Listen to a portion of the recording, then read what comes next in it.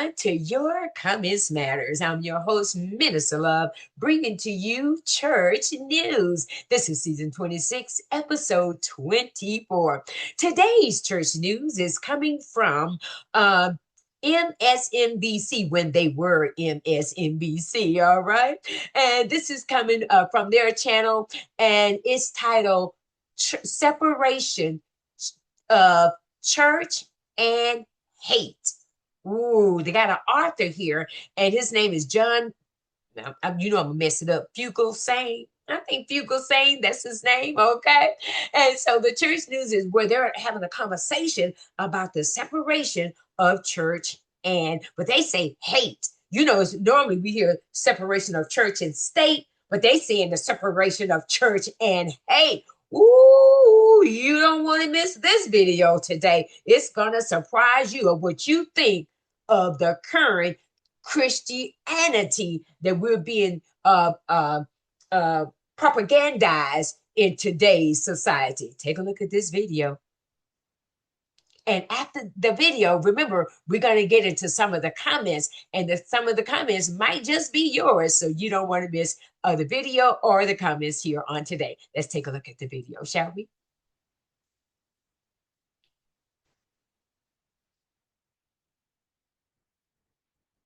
I'm back with my old friend John Fugelsang, author of the brand new book, Separation of Church and Hate, a sane person's guide to taking back the Bible from fundamentalists, fascists, and flock-fleecing frauds. In the book's introduction, he lays out his aim, quote, "The right has turned a movement based on compassion and love into a mean, self-worshiping, tax-free clique. The intolerance of right-wing Christianity is what's driving young people away from religion. It's time to take the Bible back from the hypocrites." John, great to see you, my friend, first of all. Sir, thank you.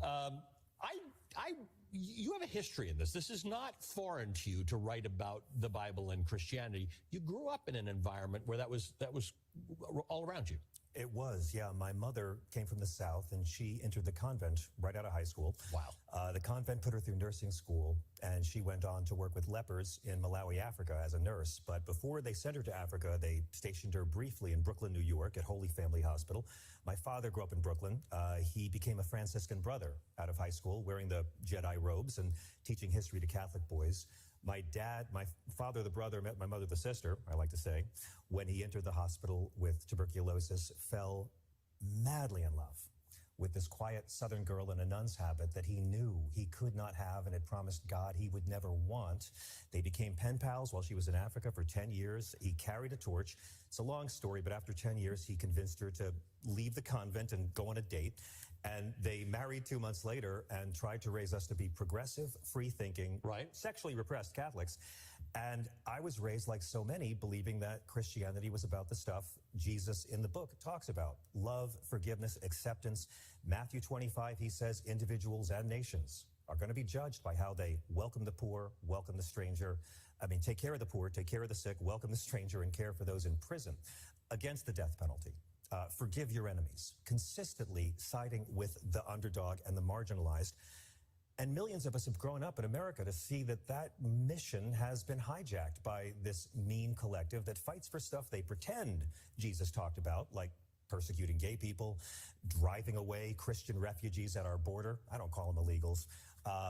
Criminalizing abortion, which the Bible never does. Abortions are legal and free in Israel right now, because Jesus' religion never got around to banning them. Right. And yet this infrastructure of right-wing Christianity for 2 generations now, 2 generations since Falwell and Reagan hit on the pro-life movement, we've seen 2 generations of Christians raised to vote against the stuff Jesus actually talked about in favor of stuff Jesus never talked about. And I got tired of seeing my parents' faith used as a cover for meanness. Yeah. It's a third-rail thing in comedy. It's a scary thing to talk about, but I've met so many people, Ali, who were raised religious and now consider themselves spiritual. They're not turned off to Jesus or God or right, faith. They're turned off to all the cruelty and hypocrisy. That is why Christianity was 90% of the population in the 90s. Now it's down to about 2/3, and we're below 50% in this country of regular church attendance. It's not because people don't like Noah's Ark. It's because they don't like the meanness. So all major religions have these these factions, these people who claim to do things. Fundamentalist wings, correct. I'm most, and I'm not puzzled about Russell Vogt because he says it. He comes out and says it. I'm kind of puzzled by how Donald Trump gets people to fall for this stuff, other than the fact that he made a Bible. Oh, no. Donald Trump did what they all do. First off, the fundamentalists, they'll always tell you about the minority that's coming. That's Christian nationalism. That's all authoritarian. Powerless minority going to come get us, whether it's Jews, whether it's trans kids, whether it's black people, women, whatever it is, different decade, different scapegoat. Donald Trump was able to get the right-wing Christians and the evangelicals to go for him, not by promising to do anything Jesus said. Have you ever heard him promise to follow the commandments of Christ and the evangelicals get happy? No. He promised them earthly power. He promised to put them first. He played into the persecution narrative that the fundamentalists of all religions thrive on. Well, you're the overwhelming majority, you control all the institutions, but you're a put-upon minority, and it's time someone stood up for you. That's very seductive to people. Other presidents have always appealed to the better angels of our nature. Donald Trump didn't do that. He said, you're better than them, and I'm going to put you on top. The entire movement of Jesus is about humility, servant leadership. The last will be first. Don't put yourself first. You have to work to uplift the downtrodden and the marginalized communities. He sold them the exact opposite of that and said, you're better. That's this rapture stuff too. God likes us better. Spiritual people use religion to become better people. Fundamentalists use religion to prove that they're better than you. And fundamentalists of all religions, and you've talked about this beautifully, I find that they have the same 5 traits. They're basically the same, but the more right-wing your religion is, doesn't matter, Hinduism, Islam, Judaism, women are always second-class citizens, the more right-wing it gets. Always the sex hang-ups, unless it's for procreation. Always violence is acceptable if it's our side doing it because God likes us better and the other side represents Satan. Fundamentalists always have a focus on punishment over healing. And finally, there's always that victimhood narrative that we get to do what we want because we've been so put upon. So we're allowed to ignore what our holy books say and be cruel because of what was done to us. Right-wing Christians have more in common with right-wing Muslims than they do with moderate Christians. And we got to love these people. We can't hate them back. But in a democracy, we have to beat them. And the great thing is that you don't need to believe in the Bible as literal fact to call these people out. They use it as a prop. They do not fight. Jesus commands us to welcome the stranger on immigration alone. The God of the Hebrew Scriptures commands the Israelites to treat the alien as one of your own. This is hate. I mean, I'm not saying you should just let anybody into the country, but it's the criminalization of migrants, calling them illegals. You heard that video. Now that's church news right there. Did you hear how he is describing Christianity that we're actually seeing and living in today's time? Wow. You know, this is why I love social media, because we get to hear other people's perception or what they see, how they see Christianity. And then we hear Christianity's version of Christianity. Oh my goodness. That was something when he said that the right wing, the far extreme of Christianity agrees with the far extreme of the Muslim. All religions got 5 traits in common. Ooh, that was an eye-opener right there. And then he talked about how people are leaving Christianity because of the meanness that's coming out today. That's been coming out over the years. It's just at the boiling point now. This is great. Well, if you saw that video before and you saw it for the first time here on our show, wait till you hear the commenters. Let's get into the comments, shall we? Take a look at our very first commenter coming from Convince Me. All right, Convince Me says, they don't use the Bible to guide their morality. They use it to justify their sins. Ooh, now you know what? You just convinced me. Oh, you just convinced me on that one.